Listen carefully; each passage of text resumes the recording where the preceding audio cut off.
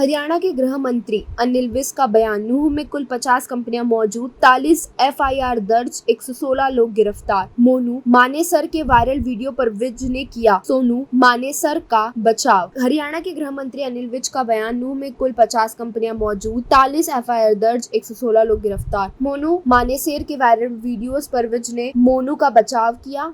बोले, मोनू की वीडियो में वो कहीं भी दंगा करने की बात नहीं कर रहा, वो सिर्फ लोगों को यात्रा में आने के लिए कह रहा है। विज ने सोशल मीडिया पर भ्रामक प्रचार करने वालों को भी साफ चेतावनी दी है कि हमारी नजर सब पर है, कोई सोशल मीडिया पर खेल खेलने चाहेगा तो हम छोड़ेंगे नहीं। नूंह में हुई हिंसा के बाद अब नूंह का पूरा इलाका छावनी में तब्दील हो गया है। हरियाणा के गृह मंत्री अनिल विज ने जानकारी देते हुए बताया कि हरियाणा से 30 और केंद्र से 20 कुल 50 कंपनियां नूंह में भेज दी गई हैं। नूंह को 8 थानों में बांटा गया है और हर थाने पर एक आईपीएस अधिकारी लगाया गया है।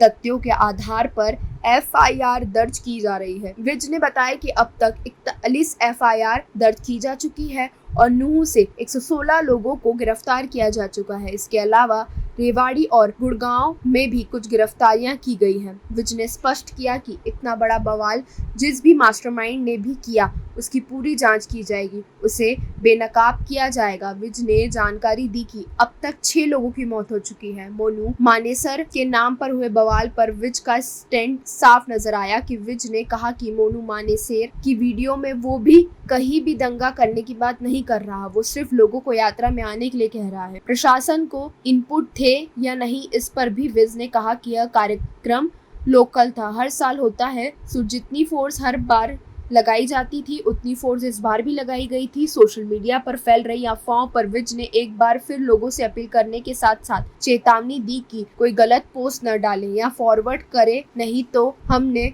सब पर निगाह रखे हुए हैं और अगर कोई सोशल मीडिया के माध्यम से खेल खेलना चाहेगा तो उसके खिलाफ भी कार्रवाई की। तरह से नियंत्रण में है।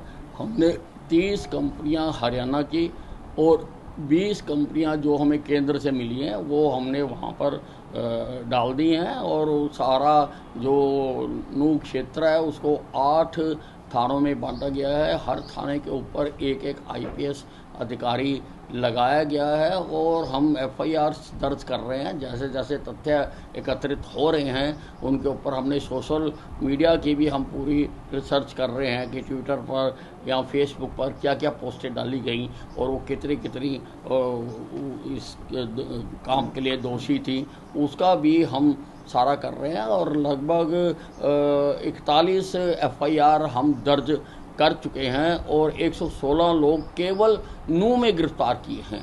कुछ लोग रेवाड़ी में, गुड़गांव में और जगहों पर भी गिरफ्तारियां की गई हैं। तो अभी कौन कौन से डिस्ट्रिक्ट हैं सर जिनमें 144 है या कर्फ्यू है, क्या क्या?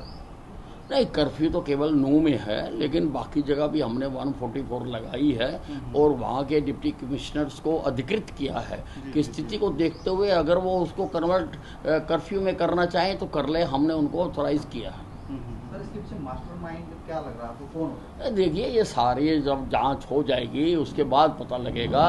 एक चीज़ तो निश्चित तौर पर कही जा सकती है और हर व्यक्ति कह रहा है कि इतना बड़ा बवाल एक दिन में नहीं हो सकता, किसी हादसे से नहीं हो सकता। इसके लिए किसी न किसी ने प्लानिंग की है, किसी न किसी ने लोगों को इकट्ठा किया है।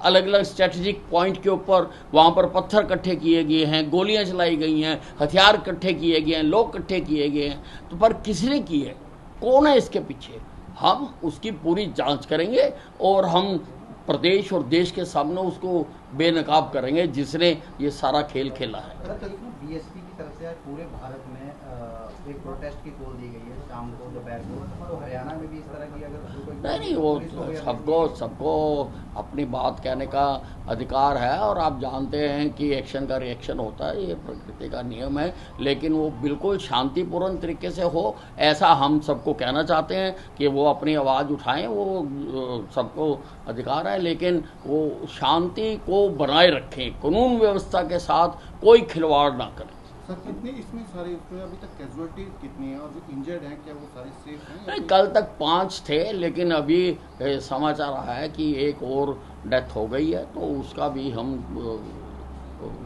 जो उसकी जानकारी है एकत्रित कर रहे हैं। कहीं ना कहीं मोनू मानेसर है उसको लेकर उसका वीडियो वायरल हुआ, तो मुस्लिम पक्ष से आरोप लगाया जा रहा है कि मोनू मानेसर की वजह से जो है ये दंगे भड़के हैं। मतलब ये कितनी की इसमें देखिए, उसको भी हम देख रहे हैं और मैंने भी मोनू मानेसर की वीडियो देखी है। वो कहीं पर भी दंगा करने के लिए नहीं कह रहा है, वो लोगों को यात्रा में पहुंचने के लिए कह रहा है, तो उसको भी हम स्टडी कर रहे हैं। सर, प्रशासन की तरफ से वहाँ जैसे इनपुट्स थे पहले कि इस तरीके की लॉ एंड ऑर्डर सिचुएशन हो सकती नहीं, है। अब इनपुट्स किस लेवल के थे, कहाँ तक थे और किस लेवल की घटना हो गई, ये तो सारा जांच के बाद पता चलेगा।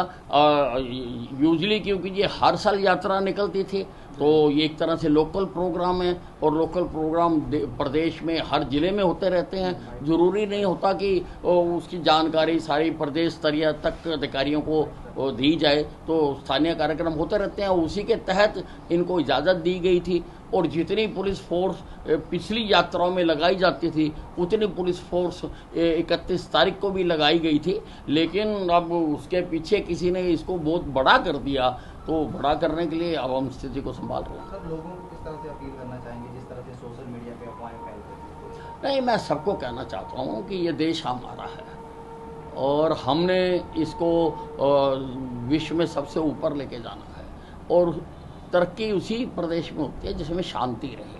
तो आप ऐसी कोई हरकतें ना करें, कोई गलत पोस्ट ना डालें, कोई किसी को फॉरवर्ड ना करे, कोई किसी को वायरल ना करे, नहीं तो हम सबकी निगाह रखे हुए हैं। अगर कोई सोशल मीडिया के माध्यम से, अगर कोई व्हाट्सएप यूनिवर्सिटी के माध्यम से कोई खेल खेलना चाहेगा तो हम उसके खिलाफ भी कार्रवाई करेंगे। सर अभी तक कितनी एफआईआर दर्ज हो चुकी है? ये मैंने बताया कि 41 एफआईआर तो केवल नूंह में दर्ज हुई हैं और 116 लोग केवल नूंह में गिरफ्तार हुए हैं। अभी और गिरफ्तारियां होंगी और बाकी गुड़गांव में भी हुई हैं गिरफ्तारियां और सोना में भी हुई हैं, रेवाड़ी में भी हुई हैं। तो पूरी तरह से सब जगह पर काम। इंटरनेट को लेके क्या खबर है, कहाँ कहाँ बंद है फिलहाल? नहीं, वो अभी तक तो मेवात में ही बंद है और हम स्थिति का आंकलन करेंगे। जैसी स्थिति इजाज़त देगी हम वो करेंगे। रात को गुड़गांव में रेवाड़ी में भी अटैक हुए हैं, वहाँ भी आगजनी हुई है। नहीं, वो गुड़गांव का मुझको पता लगा था, मैंने उसी वक्त सीपी गुड़गांव से बात की थी और उन्होंने फोर्स भेज के उसको सारा नियंत्रित कर दिया था और उन लोगों के साथ बैठ के बातचीत करके उनको समझा भी दिया था। रेवाड़ी में प्रवासी मजदूरों की झोपड़ियाँ जलाई गई है। रेवाड़ी में प्रवासी मजदूरों की झोपड़ियाँ रात को जलाई गई है। देखिए, जो सारी जो जहाँ पर जो कुछ भी हो रहा है उसका संज्ञान ले रहे हैं और उसकी कार्रवाई करेंगे।